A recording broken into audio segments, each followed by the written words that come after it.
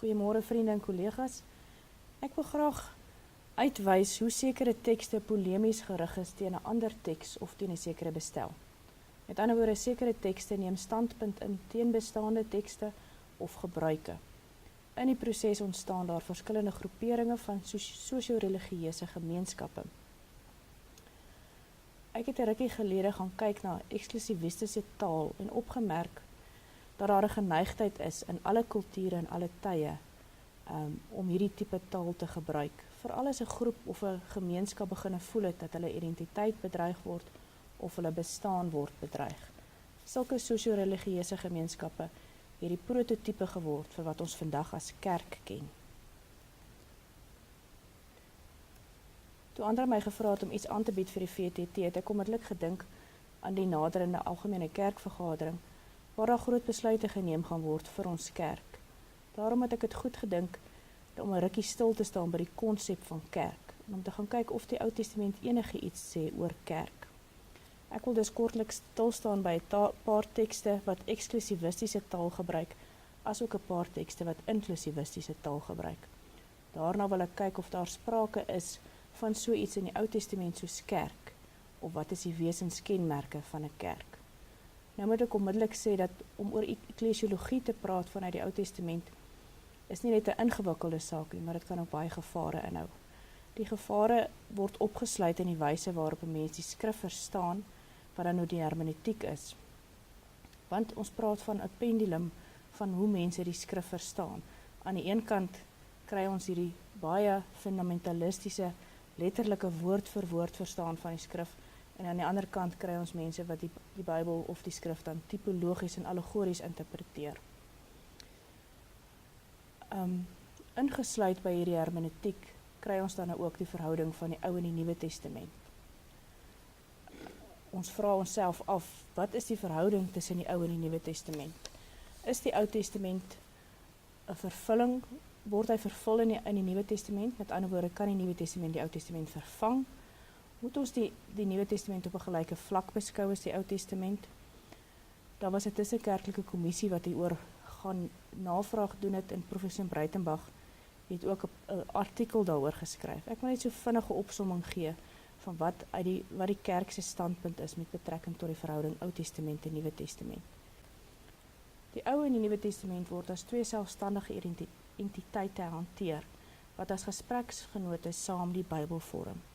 Daar is 'n teologiese en historiese verbintenis tussen die geloofsgemeenskappe van die Ou Testament en die van die Nuwe Testament. 'n Verbintenis tussen die lewe en die geskiedenis van Israel en die lewe en die optrede van Christus. Daar is ook 'n verbintenis tussen die Judaïsme en die Christendom.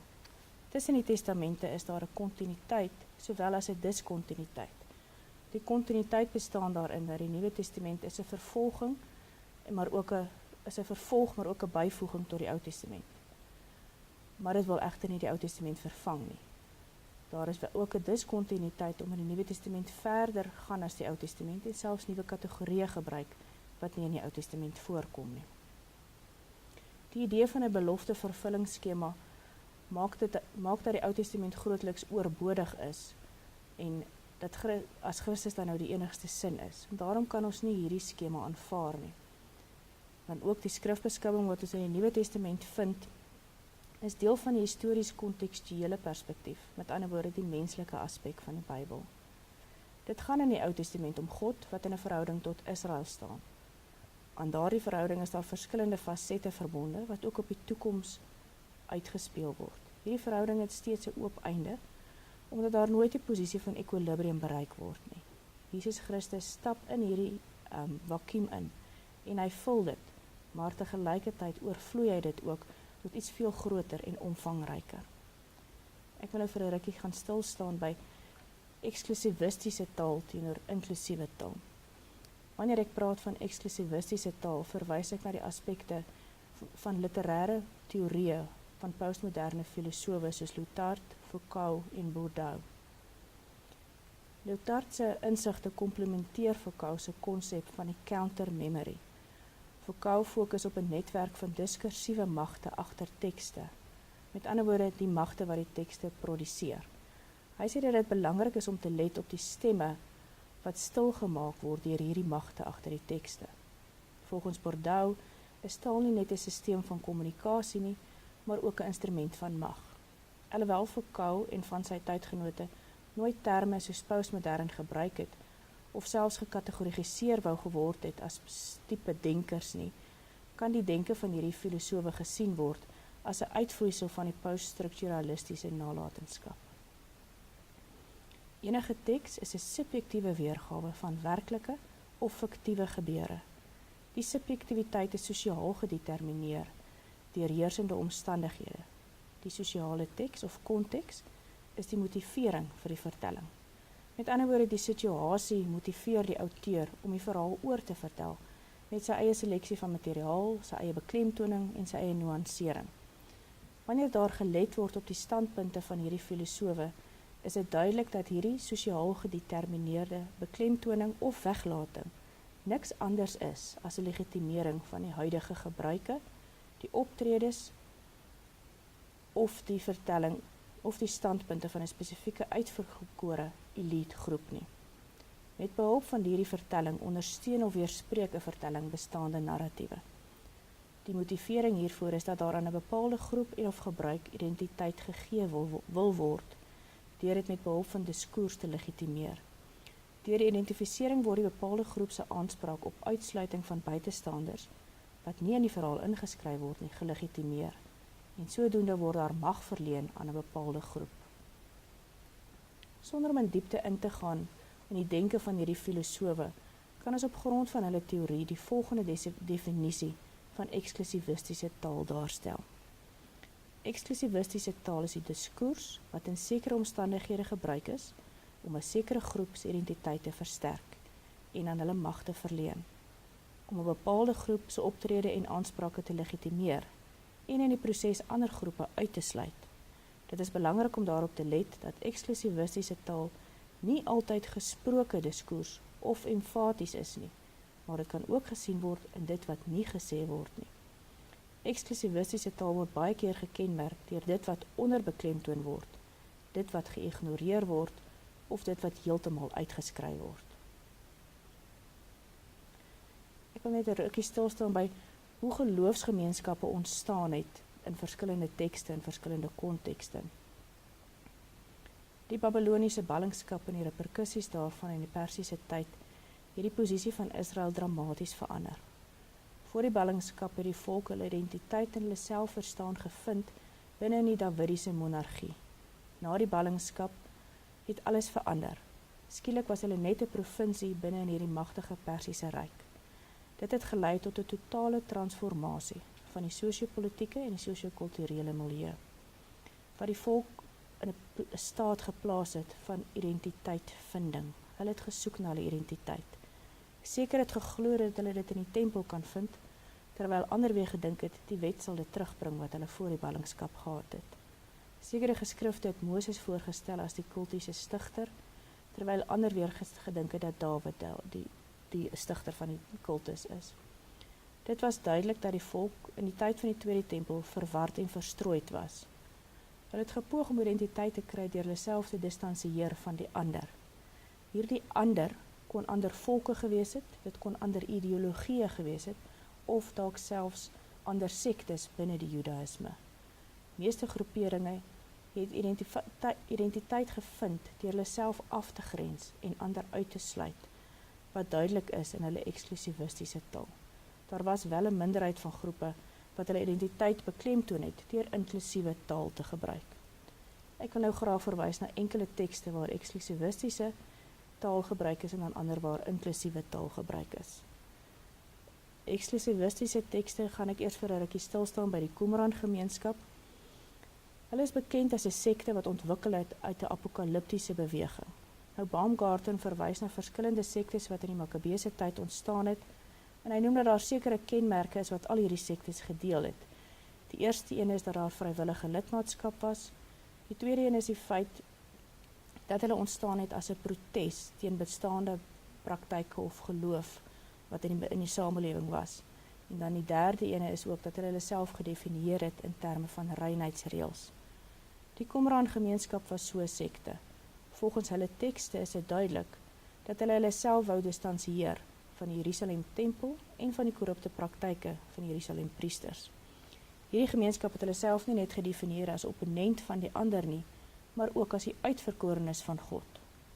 Hierdie gemeenskap se tekste is deurspek met eksklusivistiese taal, waarmee hulle self gedistansieer het van Jerusalem tempelkultus, sowel as enige ander vorm van Judaïsme.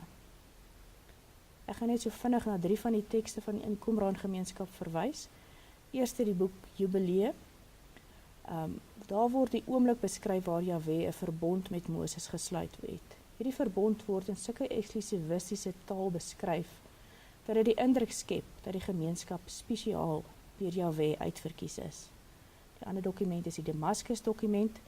Daarin word 'n uitgerekte proses beskryf waar volgens iemand kon deel word van hierdie gemeenskap. Die derde dokument is die gemeenskapsrol. Daarin word beskryf hoe die gemeenskap hulle self gesien het as die uitverkore wat verwyder is van die wat nie deel vorm van die gemeenskap nie. Die lede van die gemeenskap het hulle self gedistansieer van die boosheid van die ander en hulle is verdeel in range volgens hulle eie reinheid. Daar was ook baie streng regulasies wat gevolg moes word voordat iemand kon deel word van so 'n gemeenskap, en dan was daar natuurlik ook die moontlikheid om uit die gemeenskap verbant te kon word. Volgende teks wat eksklusivistiese taal gebruik is die boek van Kronieke, 1 en 2 Kronieke. Nou waar die Qumran gemeenskap gekenmerk is dat dit polemies gerig was teen die Jerusalem tempel, is 1 en 2 Kronieke as ware die teenpool daarvan. Hierdie boek idealiseer die tempel en almal wat daarmee verband hou. So word die stam van Juda en die suidryk ekstra beklemtoon omdat Dawid daaruit kom. En omdat Dawid beskou is as die stigter van die tempel, word alle negatiewe verwysings na Dawid uitgeskryf. Ons sien nou die Batseba verhaal glad nie in 1 en 2 Kronieke voorkom nie. Op 'n plek waar daar van Salomo se ma gepraat word, word sy beskryf as Batsua. Ons sien ook dat die Juda Tamar verhaal glad nie daarin voorkom nie. Uit Juda en Tamar uit word Isak gebore wat Dawid se pa is, wat weer eens Dawid in 'n negatiewe lig sou plaas. Net so word Salomo ook positief voorgestel omdat hy die tempel sou bou. Daar is geen sprake van die opstand van sy broers nie, en net so ook word daar niks van sy buitelandse vrouens gesê nie. Dan sien ons in Kronieke dat Moses en Abraham en die hele aartsvader tradisie onderbeklemtoon word. Dit word as ware uitgeskryf. En die rede daarvoor is omdat nog Moses, nog Abraham ooit in Jerusalem was. Hulle is ook albei geassosieer met die noordelike tradisie. En Abraham is veral geassosieer met die berg Gerizim, waar hy vir Isak sou offer. En hierdie berg is weer geassosieer met die Samaritane. Volgende boeke wat ons na kyk wat eksklusivistiese taal gebruik is byvoorbeeld Esra en Nehemia. Nou die boeke Esra en Nehemia word deur die meeste geleerdes gebrandmerk as eksklusivistiese boeke. Esra 10 en Nehemia 13 handel oor gemengde huwelike. Albei hierdie hoofstukke noem dat vreemdelinge of buitelandse vroue en kinders uit Jerusalem verjaag is. Ons sien byvoorbeeld in Nehemia 13 vers 23 tot 25 staan daar geskryf: Daardie tyd het ek nog Judeërs gesien wat getroud was met vrouens uit Asdod en met Ammonitiese en Moabitiese vrouens. Van hulle kinders het die helfte Asdods gepraat of die taal van 'n ander volk. Judeërs kon hulle nie praat nie. Ek het met die mense geraas, hulle vervloek, party van hulle geslaan, hulle hare uitgetrek en hulle voor God 'n eed laat aflê. Julle sal julle dogters nie laat trou met die heidene se seuns nie, en hulle dogters nie met julle seuns of met julle self nie. Ons sien dus dat hierdie boeke uitsluitlik eksklusivistiese taal gebruik het. 'n Ander boek, as ons kyk na inklusiewe taal, kan ons sê dat meeste geleerdes is dit eens dat 'n boek soos Rut inklusief is en dalk polemies gerig kan wees teen Esra en Nehemia. Ons sien Cowan skryf van Rut: Ruth is a quiet domestic tale in which tolerance and openness flourish, and no one says a mean word. A Moabite widow is transformed into a proper Israelite matron. Ruth offered a counter view to the more chauvinistic perspectives in the books of Esra and Nehemiah. Ruth made a claim for a shift in the national memory to undergird a wider Israelite identity. 'n Ander boek wat inklusiewe taal gebruik is die boek Jona. Ons sien dat die ander waarteen daar geskryf word in die boek Jona is dan die stad Ninive. Daar is ook geen aanduiding van enige mense wat mag het binne die boek Jona nie. Die enigste een wat mag het is Jahwe self. En Jona 4 verkwalik Jona vir Jahwe, omdat die komkommerplant verskroei het. In die verhaal word Jona bewus daarvan, dat hy nie by magte is om oor Jahwe se genade of sy oordeel te besluit nie. Die genade van Jahwe behoort net aan een groep, of behoort nie net aan een groep nie. Daar is nog heel wat tekste wat bekyk kan word, maar die paar wat ek genoem het, is genoeg om 'n idee te kry van hoe tekste polemies teenoor ander tekste of gebruike gerig was, en dat hulle dit reg gekry het met die tipe taal wat hulle gebruik het. Elke sosio-religieuse gemeenskap het hulle self afgegrens. Ek wil 'n rukkie stilstaan by begrippe in die Ou Testament wat dui op sosio-religieuse gemeenskap, wat in ons terme dan as kerk bekend sou staan. In die Ou Testament is daar veral twee terme, kahal en aida, wat deur die Septuagint as ekklesia vertaal is.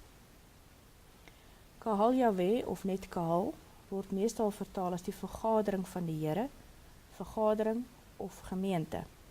Die term verwys na 'n vergadering van volwasse mans in Israel, wat byeenkom soos nodig om sekere besluite te neem, om Jahwe se woord te hoor, of wanneer hulle vergader vir feeste, vir vasdae en vir aanbidding. Ons sien byvoorbeeld in hoe Jahwe se woorde gebruik word in Deuteronomium 5 vers 22. Met hierdie woorde het die Here julle hele vergadering, die kahal, op die berg uit die vuur, die wolk en die wolkedonkerheid met 'n groot stem toegespreek en niks meer nie. En hy het op die 2 kliptafels geskrywe om dit aan te gee. Dan ook in Deuteronomium 9 vers 10. En die Here het my die 2 kliptafels gegee wat beskrywe was met die vinger van God, en daarop al die woorde soos die Here op die berg uit die vuur met julle gespreek het op die dag van die vergadering wat dan in die kahal is. Waar hulle besluit het om oorlog, sien ons in Rigters 20 vers 2. En die hoofde van die hele volk van al die stamme van Israel het in die vergadering van die volk van God gegaan staan, 400.000 man te voet, wat die swaard uittrek. Ook 'n gedeelte in 1 Samuel 17 vers 47. Dan sal hierdie hele menigte erken dat die Here nie deur swaard en deur spies verlos nie, want die stryd behoort aan die Here, en hy sal julle in ons hand gee. Een gedeelte waar die vergadering 'n koning kies is 1 Konings 12 vers 3, en het hom laat roep, kom Jeroboam en die hele vergadering van Israel, en hulle het Rehabeam toegespreek en gesê. En dan waar het gaan oor vasdae of aanbidding en feeste, Klaagliedere 1 vers 10, die teestanders het sy hand uitgesteek na al haar kosbarehede, ja, sy het gesien hoe dat die heidene in haar heiligdom kom, van wie u bevel gegee het dat hulle in u vergadering nie mag kom nie. Joël 2 vers 15 tot 16, laas die basuin op Sion, heilige vasdag, roep 'n vergadering saam, versamel die volk, heilig die gemeente, vergader die oudstes, versamel die kinders en die suigelinge, laat die bruidegom uit sy kamer uitgaan en die bruid uit haar slaap vertrek. En ook Psalm 107 vers 32, en laat hulle hom verhoog in die vergadering van die volk en hom roem in die kring van die oudstes. 1 Koning 8 vers 65, so het Salomo dan in die tyd die fees gehou en hele Israel saam met hom 'n groot vergadering van die ingang na Hamat af tot by die spruit van Egipte, voor die aangesig van die Here onze God, 7 dae en 7 dae, 14 dae lank. Dan 2 Kronieke 30 vers 13, en baie mense het in Jerusalem byeengekom om die fees van die ongesuurde brode in die 2de maand te hou, 'n baie groot vergadering. Dit wil voorkom dat die vergadering van Jahwe synoniem is aan die vergadering van die volk van God, soos ons dit sien in Rigters 20 vers 2, die vergadering van Israel, soos ons dit sien in Josua 8 vers 35, of eenvoudig net die hele Israel, soos ons dit sien in 1 Kronieke 28 vers 8. Daar is sekere geleerdes wat dink dat kahal dieselfde betekenis het as aida, wat meeste van die tyd as gemeente vertaal word. Winefield argumenteer egter dat kahal 'n breër term is, wat die hele volk, mans, vrouens, kinders en bywoners beskryf, soos wat ons dit kry in Genesis 28 vers 3, 48 vers 4 en Deuteronomium 31 vers 12. Terwyl aida verwys na die plaaslike bevolking wat bywoners kon uitsluit. Ons het nou gaan kyk na gedeeltes waar daar gepraat word van die vergadering van die Here, wat in ons tyd maar ook gesien kan word as iets soos 'n gemeente of 'n kerk. Ek wil net vir 'n rukkie stil staan by hoe die Ou Testament beskryf het wie in hierdie vergadering van Jahwe mag wees. Wat so 'n sosio-religieuse groepering mag, hoe mag dit lyk. En dan wil ek ook hê, as ons dit lees, moet ons ook sien, dat meeste van die tyd as mense dit lees, dan voel dit so van, dit stuit ons bietjie teen die bors, omdat dit voel nie reg om dit te hoor nie. En daarom wil ek hê ons moet net gou lees wat staan in Deuteronomium 23 vers 1 tot 8, en dan gaan ons na dit kyk binne die groter konteks van Deuteronomium. Hy wat deur verbryseling vermink, of van wie die manlike deel afgesny is, mag in die vergadering van die Here nie kom nie. Geen baster mag in die vergadering van die Here kom nie, selfs sy 10de geslag mag in die vergadering van die Here nie kom nie. Geen Ammoniet of Moabiet mag in die vergadering van die Here kom nie, selfs hulle 10de geslag mag nooit in die vergadering van die Here kom nie. Omdat hulle julle by julle uittog uit Egipte nie met brood en water op die pad tegemoet gekom het nie, en omdat hy Biljam, die seun van Beor, uit Petor in Mesopotamië, teen jou gehuur het om jou te vloek. Maar die Here, jou God, wou nie na Biljam luister nie, maar die Here, jou God, het vir jou 'n vloek in 'n seën verander, omdat die Here, jou God, jou lief gehad het. Jy mag hulle vrede en hulle geluk solank jy lewe vir ewig nie soek nie. Die Edomiet moet jy nie as 'n gruwel beskou nie, want hy is jou broer. Die Egiptenaar moet jy nie as 'n gruwel beskou nie, want jy was 'n vreemdeling in sy land. As ons die eksklusiwistiese taal in hierdie gedeelte lees, dan is 'n mens geneig om bietjie ongemaklik te voel met hierdie gedeelte. Veral as ons hoor dat 'n Moabiet nie toegelaat word nie, terwyl ons lees van Rut, wat eintlik dan nou die voorgeslag is van Dawid, wat 'n Moabiet was. So dis hierdie tipe taal wat partykeer 'n mens laat vra en laat wonder. Maar wanneer mens hierdie gedeelte binne die groter konteks van Deuteronomium lees, is dit moontlik om te verstaan dat hierdie dalk eerder 'n kultuurgerigte polemiese teks is, wat teen die geskiedenis van die tyd geskryf is en nie noodwendig as 'n wet beskou moet word nie. Ons sien hoe Romer praat van Deuteronomium, en hy sê binne in Deuteronomium, Thomas Romer, binne Deuteronomium ontmoet ons God of Jahwe as Israel se pa. Hy praat van Israel se vader. Breitenbach wys weer daarop dat die deuteronomistiese geskiedenis nooit anders van Jahwe praat as God in verhouding met mense nie. Ek wil net so rukkie stilstaan by wat Breitenbach in sy artikel beskryf van hoe God in Deuteronomium uitgebeeld word en sy verhouding met die mens. Nou in die eerste plek word God se uniekheid of Jahwe se uniekheid uitgebeeld. Dit word uitgebeeld met 'n magsvertoon, hoe hy hulle uit Egipte uit bevry het, hoe hy hulle lei uit Egipte uit. Dan sien ons byvoorbeeld hoe Jahwe hom direk met Israel bemoei. Hy met hulle praat, hy met hulle verbond sluit. Ons sien dit in gedeeltes soos Deuteronomium 4 vers 7 tot 12 en 32 tot 39. Die uniekheid van Jahwe word ook uitgebeeld in die feit dat hy op geen manier afgebeeld kan word nie, soos ons sien in Deuteronomium 4 vers 12 tot 23. Ons sien sy uniekheid ook in die feit dat hy die een is wat oordeel en wat straf, soos in Deuteronomium 4 vers 30 tot 31. Die ander aspek van Jahwe wat uitstaan in Deuteronomium is sy absolute soewereiniteit. Dit word bevestig deur sy verkiesing van Israel. Die magtige en soewereine Heer tree in verhouding met hierdie magtelose volk. Die volk het niks gedoen of hulle het niks wat veroorsaak dat Jahwe hulle moes kies nie, of dat hy met hulle in verhouding moes tree nie, behalwe sy eie belofte wat hy self gemaak het in Deuteronomium 7 vers 6 tot 8, 9 vers 3 tot 6, 32 vers 8 tot 14. Jahwe is vrymagtig. Niemand kan hom tot verantwoording roep nie. Dit sien ons in Deuteronomium 32 vers 39. Die volk in Deuteronomium leef as verbondsvolk in die teenwoordigheid van die lewende God. Jahwe se uniekheid, sy almag en sy absolute soewereiniteit veroorsaak dat die volk ook absolute respek en eerbied vir hom sal hê en dat hulle loyaliteit aan hom sal bewys deur gehoorsaamheid. Verontmoediging voor Jahwe en eerbied vir die beskikker oor die lewe open moontlikheid vir genade en ontferming van sy kant af, maar dit bly sy keuse. Daarom is dit gepas dat 'n magtelose volk wat deur genade in 'n verbond ingetrek is, om vir Jahwe alleen die grootste respek te hê. Hierdie respek kom tot reg in 'n allesomvattende loyaliteit en diens aan Jahwe. Loyaliteit word in Deuteronomium met liefde aangedui. Ons sien in Deuteronomium 10 vers 12 staan daar: En nou Israel, wat eis die Here jou God van jou, as net om die Here jou God te vrees, in al sy weë te wandel, en hom lief te hê, en die Here jou God te dien met jou hele hart en met jou hele siel. Eerbied, liefde en gehoorsaamheid as 'n reaksie op Jahwe se vergifnis is wat ons in Deuteronomium kry. Hy skep die verhouding en hy hou dit in stand. Hulle bestaan as 'n geloofsgemeenskap is volkome afhanklik van hom.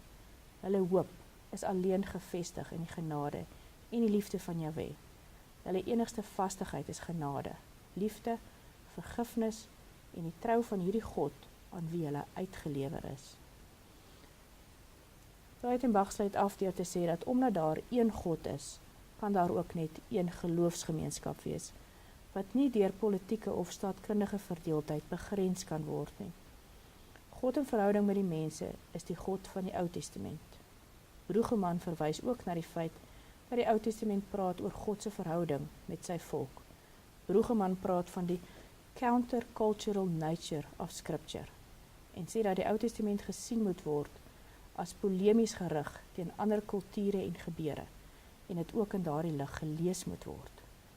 Hy sê ook dat 'n gelowige braaf genoeg moet wees om anders op te tree as wat die wêreld of die kultuur van die tyd doen. Die Ou Testament kan nooit fundamentalisties gebruik word om te orden, soos 'n tipe van resep om te sê dit is soos wat 'n kerk moet lyk of dit is soos wat ons moet lewe nie. Dit moet heeltyd verhoudingsmatig of relasioneel verstaan word, binne konteks. Dan maak dit nie 'n saak of is dit nie vreemd dat daar verskillende tekste is wat mekaar weerspreek met verskillende perspektiewe nie. Solank dit binne konteks verstaan word, maak dit sin hoekom 'n spesifieke teks teen watter konteks dit geskryf is en wat die bedoeling daar agter was. Ons het gesien hoe verskillende groeperinge hulle self van die ander afgrens en dan 'n geloofsgemeenskap skep wat ander uitsluit. Die vraag moet gevra word of dit werklik verkeerd is van 'n verwarde en 'n verstrooide volk om vir hulself te probeer identiteit skep in 'n tyd wat hulle nie weet wie hulle is en waar hulle hoort nie. Die antwoord sal in meeste van die gevalle nee wees. Maar die probleem ontstaan wanneer hulle self afsonder en ander mense uitsluit van God se redding en God se liefde, deur te glo dat hulle die enigste is wat sy liefde besit en sy genade waardig is. Die manier waarop die kerk werklik kerk kan wees, is om braaf genoeg te wees om kultuurbande af te gooi en net te fokus op dit wat werklik saak maak. Dit vra dat ons die polemiek in die teks moet raak lees. Hierdie polemiek was spesifiek gerig teen 'n bepaalde teks of 'n bepaalde kultuur in 'n bepaalde tyd. En daarom kan dit nie klakkeloos oorgeneem word asof dit wet of evangelie is nie. Daarom is dit belangrik dat wanneer ons 'n teks lees, dat ons dit binne konteks moet verstaan. Die belangrike in enige teks is die verhouding tussen God en die mens. En dit is wat ons verkondig, nie die kultuur of die polemiek nie. Ons het gesien in die geskiedenis in alle tye waar dit nodig was om standpunt in te neem teen een of ander gebruik, selfs partykeer misbruik, was dit nodig om eksklusivistiese taal te gebruik, om mense polemies te posisioneer en identiteit te gee. Ons sien dit in die apokaliptiese bewegings wat in die begin van die Nuwe Testament ontstaan het. Ons sien dit selfs in die geloofsbelijdenis van die reformatore, waar hulle moes standpunt inneem teen die Rooms-Katolieke Kerk, word hulle taal gekenmerk deur 'n taal van begrensing. Dit is nie iets nuut nie, dit is iets wat nog al die tye gebeur het. Maar ons het die verantwoordelikheid om wanneer ons 'n teks lees, die polemiek daarin raak te lees en dit nie te verkondig asof dit wet en nie alfa en omega is nie. Die Bybelse tekste word gekenmerk deur 'n verskeidenheid van teologieë en kontekste. Enkele tekste wat wel 'n inklusiewe taal gebruik het die eksklusiewe taal van die polemiese tekste teëgestaan. En ek is van oortuiging dat ons, deur inklusiewe taal te gebruik, 'n baie beter geloofsgemeenskap of 'n sosio-religieuse groepering kan skep, wat dan aan ons woorde die kerk is. Deur inklusiewe taal is dit moontlik om 'n verskeidenheid van identiteite en standpunte respekvol te akkommodeer en te koester, ook binne die kerk. Dankie.